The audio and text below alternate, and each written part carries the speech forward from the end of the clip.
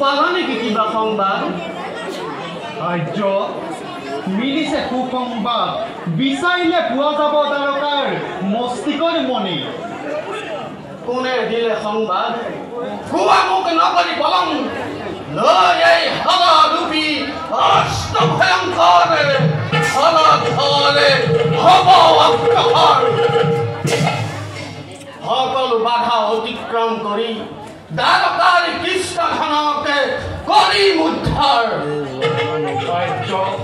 বিদৰ্ভৰ ৰাজধানী কুন্দিলপুৰত ৰাজকন্যা ৰুক্মিণীৰ হৈছে স্বয়ম্বৰ। নিঃসন্দেহে দিলা তুমি সুখৰ সংবাদ। স্বয়ম্বৰ সভাত হয়তো বহুজন দ্বাৰকাৰ শত্ৰু নৰপতি অস্তে হস্তে হব উপস্থিত। চল চাই আছে জৰাসন্ধ আলফিকো বলে বিচাৰি প্ৰতি খোজে খোজে মই তাৰে আছিলো সহায়। কিয় আজি কি এৰি গ'ল বোধ কৰো দ্বাৰকাপতিয়ে ভাবিলে সামান্য কামৰ বাবে আমাৰ নাই প্ৰয়োজন। সি যদি ভাবিছে তেনেকে তেন্তে কৰিছে মূৰ্খামি। সৰু হওক ডাঙৰ হওক কোনো কথা নাই। শত্ৰুক সামান্য জ্ঞানে নকৰে জ্ঞানে। বাৰু বাদ দিয়া সেই সকলো কথা। আমি এতিয়া কৰিব লাগিব আমাৰ কৰ্তব্য পালন। অপেক্ষা কৰিছো আৰ্য আদেশৰ বাবে।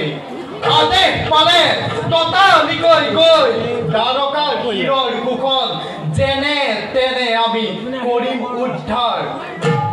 ভাৰতবৰ্ষত আমি অজেয় যাদৱ মধুময় ৰামকৃষ্ণৰ নামে হ'ব আমাৰ অভেদ্য নৱ। এইবাৰ সাজু হোৱা তুমি নাম। যদি হয় প্ৰয়োজন ধৰিব লাগিব সংসাৰ মূৰ্তি। কুন্দিলত ৰুক্মিণীৰ পানী প্ৰাৰ্থী হৈ প্ৰাণৰ কৃষ্ণ গৌৰকল সৰে। কৃষ্ণকাৰী কোনোবা ওলালে আগতে ধৰিব লাগিব সংসাৰ মূৰ্তি। এতিয়া তুমি মোক কৰিবা সহায়। চাওঁ বাৰু যাদৱক কোনে কৰে অমংগল। জয় ৰামকৃষ্ণৰ জয় ৰামকৃষ্ণৰ জয় ৰামকৃষ্ণৰ জয় জয়।